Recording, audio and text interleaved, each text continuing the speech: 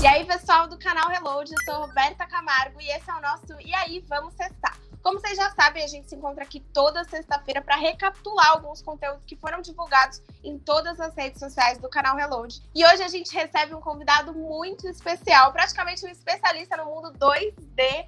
Tio Bruce está aqui com a gente. Seja muito bem-vindo, Bruce. Estou muito contente, imagino que o público do Reload também. Então conta um pouquinho do seu trabalho aqui no YouTube. Pois é, basicamente eu tô na internet falando de coisa que eu gostaria de ter poder, eu não tenho nenhum poder, então eu fico falando de desenho, porque é o que eu queria ser. Eu queria ser um desenho e é uma honra estar aqui com vocês, simplificando a notícia aqui no Reload. Então a gente vai começar agora o nosso último episódio da primeira temporada do nosso E aí, vamos testar, falando sobre Porto de Galinhas e Fogo. Vamos ver essa manchete que tá esquisita, mas faz sentido. Bruce, tem algum personagem aí que você consegue destacar dos animes que lida com fogo? Pois é, tem o nosso querido Rin, que é o filho do Rei Demônio, no nosso querido Blue Exorcist, e também tem o Ogami Rage de Codebreaker, mas eles costumam usar os poderes assim pro bem. Então, a nossa manchete é bem triste, falando sobre Porto de Galinhas, que tem sido cenário de várias queimadas desde 2019. A Marco Zero trouxe pra gente essas informações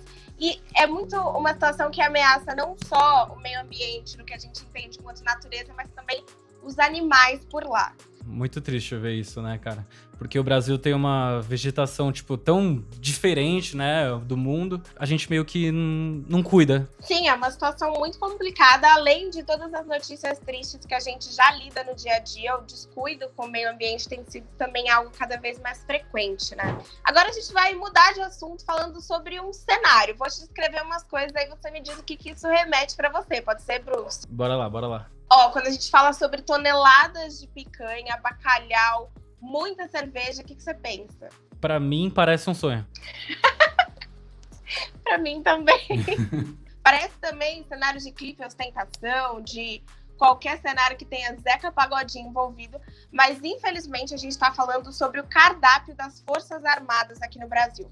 O João Freire trouxe um pouco mais de informações nos nossos stories, lá no canal Reload, a gente vai ver aqui agora. 700 toneladas de picanha, 80 mil cervejas, 10 garrafas de uísque 12 anos e 660 de conhaque. Pera lá! Que isso? A lista de compra do aniversário do Zeca Pagodinho? Como é que você analisa esses números tão absurdos, fazendo realmente parte da nossa realidade, Bruce? O que me deixou mais chocado na realidade não foi nem o número em si, foi na verdade o valor, sabe? Pagar tipo 10 conto na cerveja, eu consigo mais barato aqui na vendinha da esquina. Sim, também é um desperdício, na verdade é um uso do dinheiro público quando a gente precisa de investimento em outras áreas, né? Se você precisa de um volume, você precisa de algum preço, né? Mas é aquela, né? O dinheiro é meu, é seu, então pra que chorar pelo dinheiro dos outros, né? Um churrasco que eu tô pagando e não fui nem convidado. O churrasco que a gente tá pagando, a gente não pode nem ir, porque a gente tem que ficar em isolamento, sabe? Pois é. Bruce, assim como eu acredito que você também mora na internet, então a gente acompanha muitas movimentações que acontecem nas redes sociais.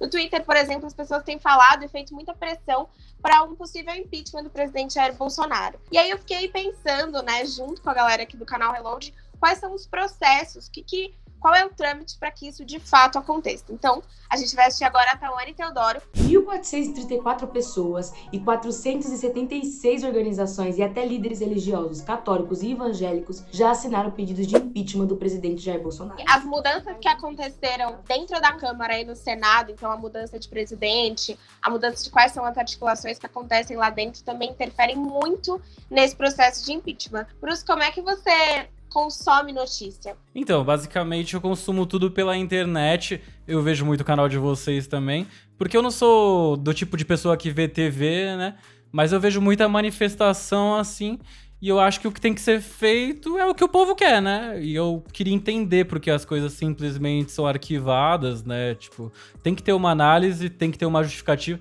e na verdade ela falou que não é nem que tá sendo arquivado, muitos não foram nem analisados, né, então tem que entender. Muitas vezes a gente fala, bom, mas crime de responsabilidade, por exemplo, o Bolsonaro já cometeu vários, né? Então, assim, de qualificar os crimes, isso daí não tem problema nenhum. A questão é, quando é que o impeachment se torna viável? O que você acha desse processo que a gente acabou de entender um pouco mais, Bruce? Você pode apoiar qualquer pessoa, por mais idiota que ela seja, porque isso é uma democracia, né?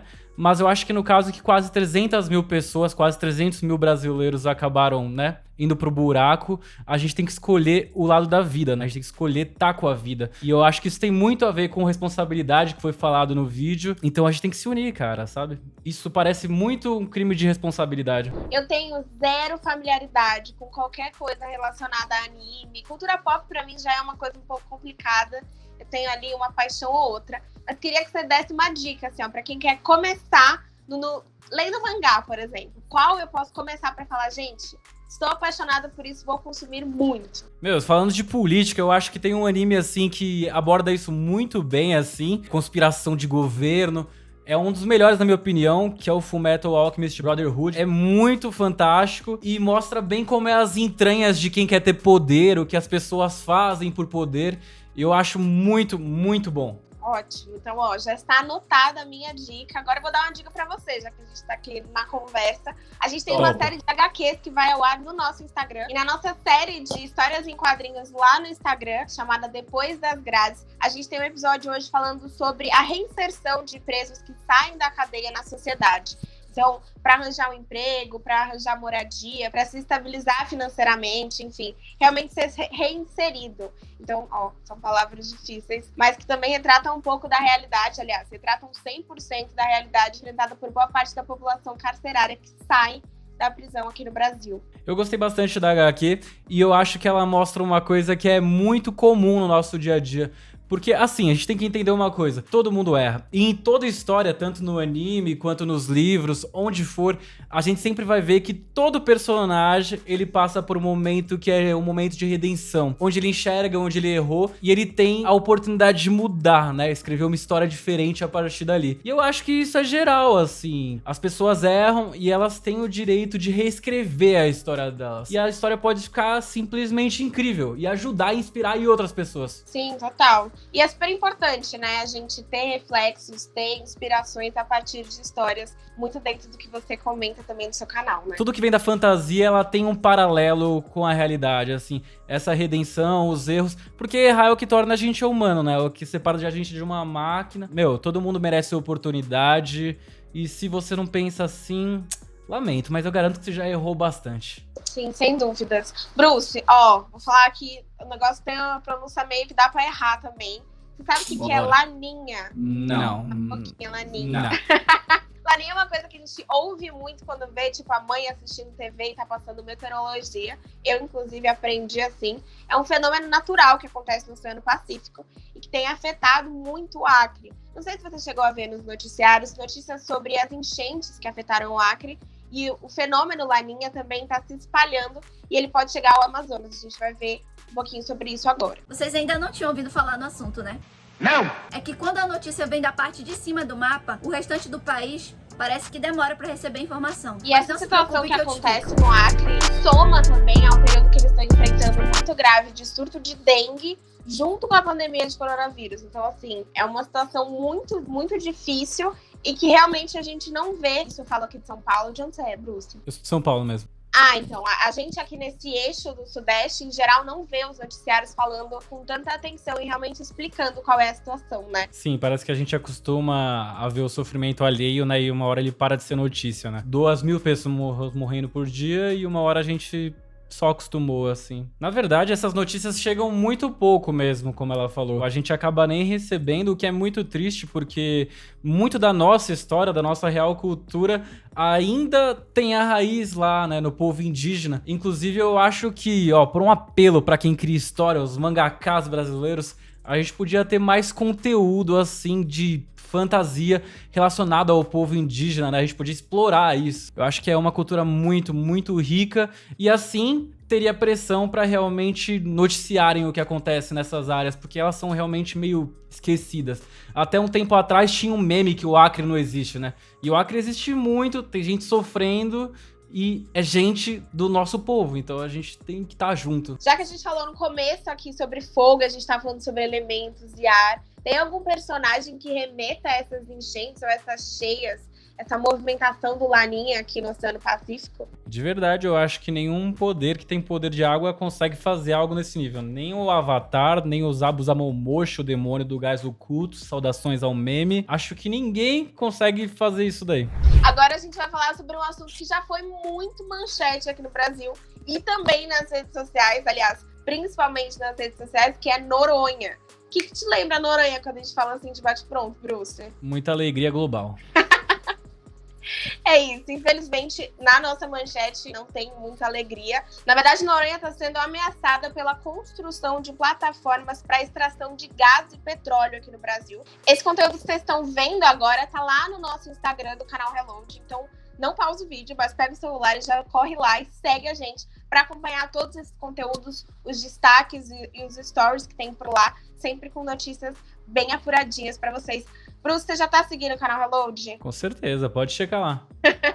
Vendo essas manchetes e já ligando também com o nosso começo da conversa falando sobre meio ambiente, é super importante a gente olhar para esses lugares que são super pontos turísticos, também como espaços que precisam ser preservados aqui no país, né? E sobre Noronha, falam, eu nunca fui para Fernando de Noronha, mas falam que qualquer coisa para você dar um mergulho tem uma taxa de preservação, o que eu acho hiper válido, né? Porque é um bioma 100% brasileiro, então a gente tem que estar cuidando dele. Mas aí para explorar petróleo, aí, né, não tem que pagar a preservação, né? É dinheiro, né? Então tá bom. E é sempre importante que a gente continue conversando sobre esses assuntos para que as pessoas tenham acesso a essas informações, né? Porque em muitos casos realmente a gente só enxerga como ponto turístico e não sabe os bastidores ou tudo que cerca aquele espaço. Bruce, foi maravilhoso ter você aqui com a gente. Então eu queria que você contasse mais um pouquinho sobre onde a galera te acha, onde dá para acompanhar e dar suporte pro seu trabalho. Bom, eu estou no Instagram, @ottiobruce. Também estou no YouTube como Tio Bruce. Se você gosta de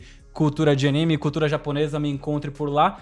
E eu também escrevo umas histórias estranhas sobre lugares estranhos. Está aqui meu último lançamento, Espírito de Tormenta. Leiam, eu acho que tem muita coisa para refletir. E muito obrigado por ter participado. Eu espero voltar aqui mais vezes. Eu adoro o conteúdo de vocês. Eu acho que é muito importante, principalmente pra galera mais nova, levar uma matéria que, putz, tem um textão de 3 páginas, com o pessoal jovem, falando de uma maneira jovem.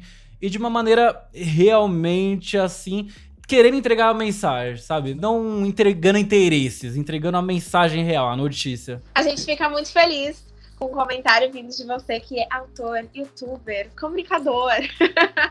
Só falta ficar rico, gente. Chiques. Ai, estamos todos neste corre. Bruce, muito obrigada. Para você que acompanhou o nosso programa até aqui e tá acompanhando também o encerramento da nossa primeira temporada do E aí, Vamos Cestar, muito obrigada e eu te encontro numa próxima sexta-feira, em breve, aqui no canal Reload. Se inscreve no canal, hein? Aí, ó, já deu um recado. Se inscreve no canal, ativa o sininho e segue a gente também em todas as outras redes sociais. Esse foi o nosso E aí, Vamos Testar de hoje. Um beijo e até a próxima.